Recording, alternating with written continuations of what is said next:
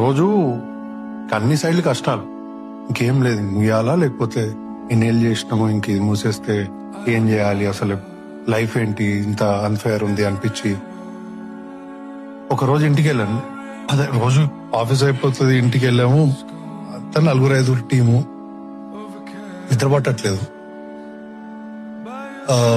బాగా అలసిపోయింది బాడీ. కానీ అప్పటివరకు కూడా రాసి ఇంటికి వెళ్ళినా. ఆ రోజు సడన్ గా ఏందో 3ంటికి మెలకు వచ్చింది, నిద్ర పట్టట్లేదు. మా అమ్మాయి ఒక్కటే ఉంది, పడుకొని ఉంది.